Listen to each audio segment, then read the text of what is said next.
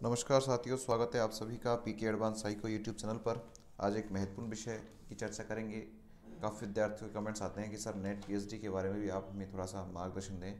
तो उसी के लिए मैंने कल एक नेट के लिए बनाया था और आज पीएचडी की क्या प्रक्रिया रहती है, किस तरह से उसमें सिलेक्शन होता है, क्या योग्यताएँ हैं, क्या एज लिमिट हैं, कैसे इसकी फ़ीस लगती है, एग्ज़ाम पैटर्न क्या होता है, सिलेबस क्या होता है, क्वेश्चन मार्किंग किस तरह से होती है, एग्ज़ाम कब होता है, इन सारी चीज़ों की बारे में जानकारी आज हम इस वीडियो के माध्यम से करेंगे।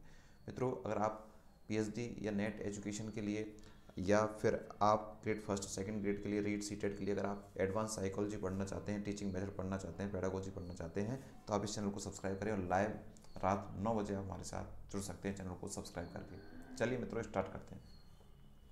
देखिए दोस्तों, बहुत सारे मुद्दे आपके सामने यहाँ पर हैं कि पीएचडी क्या है। कुछ चीज़ें हम देख लेते हैं, इन बिंदुओं पर हम चर्चा करेंगे कि पीएचडी वास्तविकता में है क्या है। मित्रों, जैसा कि आप ऊपर देख रहे हैं पीएचडी, ये है, इसकी फुल फॉर्म है doctor of philosophy. Doctor of philosophy. आपने बहुत सारे लोगों को देखा होगा कि वो अपने नाम के आगे डॉक्टर लगाते हैं। अपने नाम के आगे क्या लगाते हैं? डॉक्टर लगाते हैं। और आप ये भी सोचते हैं कि सर ये डॉक्टर नहीं है, फिर भी अपने नाम के आगे डॉक्टर क्यों लगाते हैं? ये तो पढ़ाते हैं या किसी अन्य फील्ड में है तो भी इन्होंने डॉक्टर लगा रखा है। तो उसका कारण क्या है, कैसे ये डॉक्टर लगाते हैं मित्रों? तो मित्रों, जो भी व्यक्ति पीएचडी की डिग्री प्राप्त कर लेता है, पीएचडी अवार्ड जैसे हो जाती है, वो व्यक्ति अपने नाम के आगे क्या लगा सकता है? डॉक्टर लगा सकता है। जाहिर सी बात है, अगर हम मेडिकल फील्ड में बात करें तो मेडिकल फील्ड में इसके लिए अलग डिग्री है ये, लेकिन एजुकेशन या अन्य किसी डिपार्टमेंट में अगर हमें नाम के आगे डॉक्टर लगाना है तो आपको क्या करना होगा? पीएचडी का जो है कोर्स आपको करना होगा। तो पीएचडी क्या है? पीएचडी मित्रों एक रिसर्च वर्क होता है जिसमें हमें किसी एक समस्या को लेकर रिसर्च करते हैं, अपने मतों को लिखते हैं, विभिन्न प्रकार के डाटा एनालिसिस करके रिजल्ट पर हम पहुंचते हैं और कुछ नया समाज को देने का प्रयास करते हैं, जिससे समाज या शिक्षा में उसकी भागीदारी हो सके। ऐसा हम एक कोई समस्या लेते हैं, समस्या के आधार पर हम एक क्या करते हैं? रिसर्च करते हैं। और जब वो रिसर्च हमारा कंप्लीट हो जाता है तो हमारे नाम के आगे डॉक्टर लगता है, पीएचडी में अवार्ड हो जाती है। दूसरा जो बिंदु है कि सर पीएचडी कौन कर सकता है?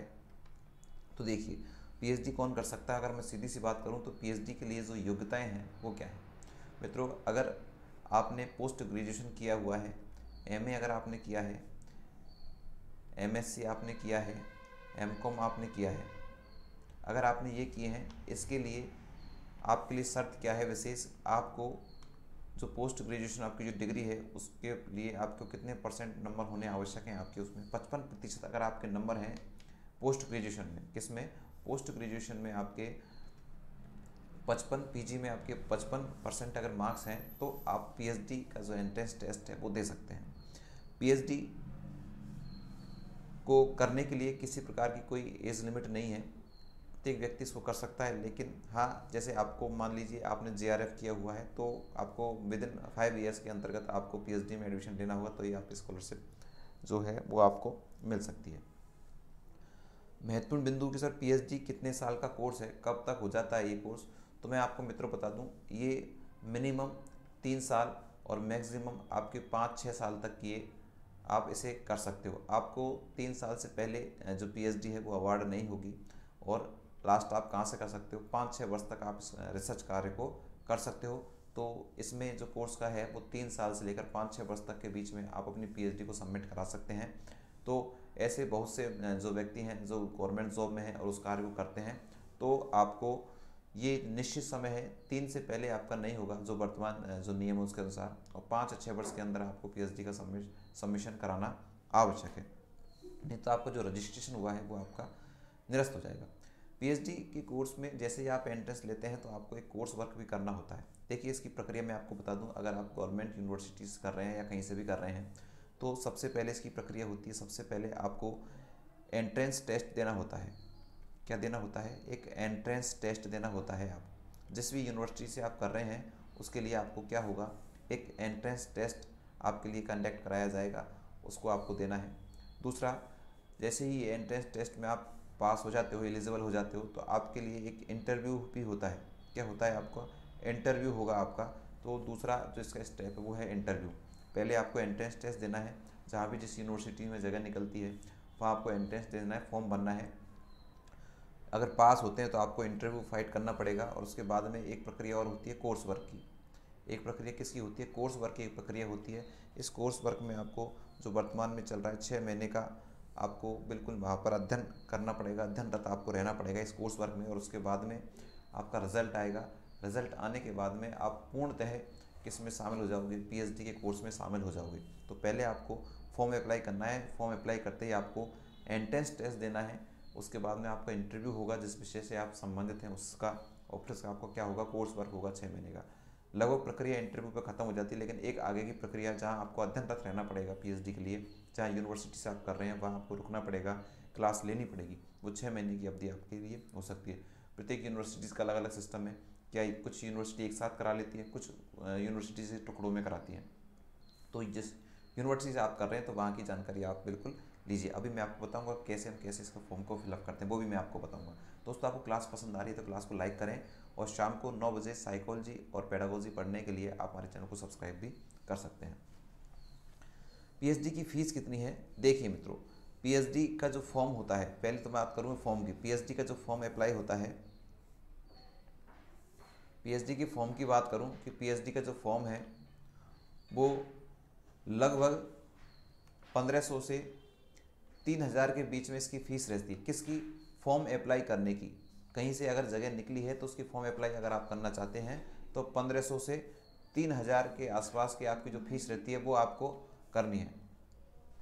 ठीक है, ये फॉर्म की ही फ़ीस इतनी ज़्यादा है, तो कुछ विद्यार्थी तो फॉर्म की फ़ीस को देखकर इसको अप्लाई नहीं करते हैं। तो आपको ये विशेष ध्यान रखना है कि इसकी जो फीस है 1500 से 3000 के मध्य में होती है फॉर्म अप्लाई करने की।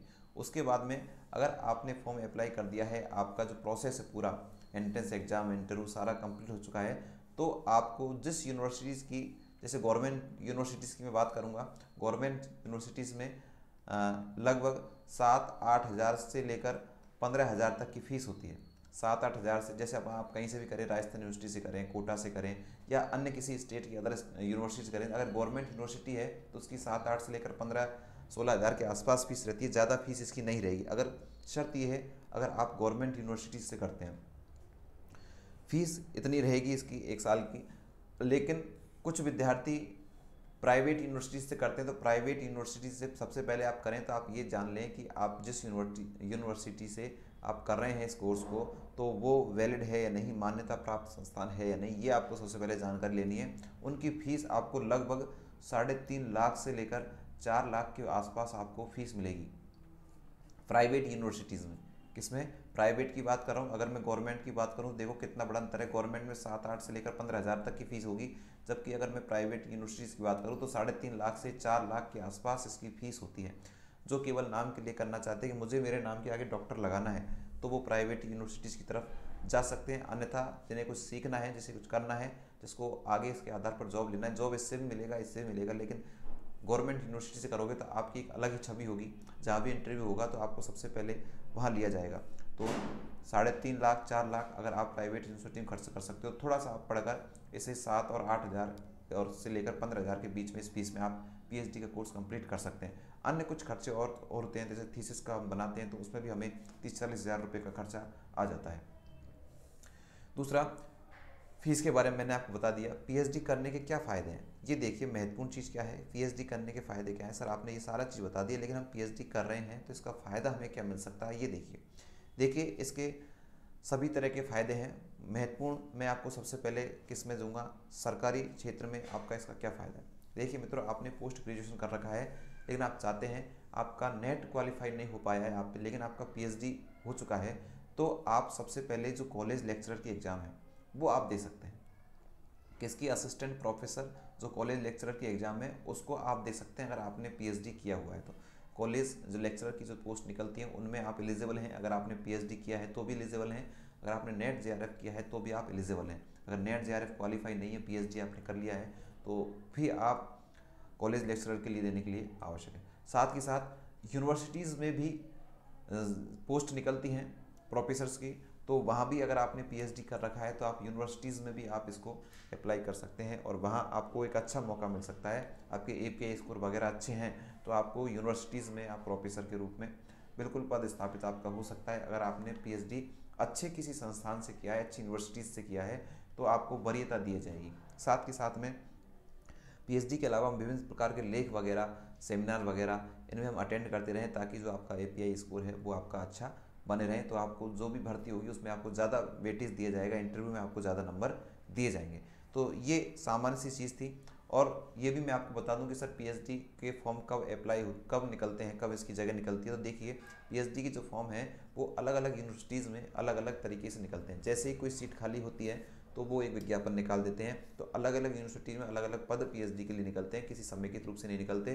तो आपको जो भी आपके आसपास की यूनिवर्सिटीज़ हैं, अगर आपको पीएचडी करनी है तो आपको बिल्कुल अपडेट रहना पड़ेगा। साथ के साथ अगर आप अपडेट नहीं रह पाते हैं तो आप हमारे चैनल से जुड़े, मैं आपको निश्चित रूप से पीएचडी से संबंधित जहाँ भी कोई वैकेंसी होगी मैं आपको टेलीग्राम ग्रुप पर उसको अवेलेबल कराऊंगा। तो आप इस चैनल को भी ज्वाइन करके पीएचडी की सारी इन्फॉर्मेशन, नेट की सारी इन्फॉर्मेशन, साथ में स्पेशल चीज़ क्या, एडवांस साइकोलॉजी पढ़ना चाह रहे हैं, अप्लाइड साइकोलॉजी आप पढ़ना चाह रहे हैं, चाइल्ड साइकोलॉजी, एजुकेशन साइकोलॉजी आप पढ़ना चाह रहे हैं, पेडागोजी आप पढ़ना चाह रहे हैं जो आपके पीएचडी के पेपर में भी आती है, नेट जेआरएफ के में भी आती है, और अदर जहाँ भी शिक्षक भर्ती होती है सभी में वो चीज़ आती है। अगर आप उसको अच्छे से पढ़ना चाहते हैं, उसका निःशुल्क टेस्ट सीरीज़ तो हमारी 9 बजे चली रही है, तो आप हमारे चैनल को सब्सक्राइब करके निःशुल्क टेस्ट सीरीज़ को भी ज्वाइन कर सकते हैं। क्लास पसंद आ रही हो तो क्लास को लाइक करें, अपने मित्रों को ज़्यादा से ज़्यादा साझा करें इस क्लास को।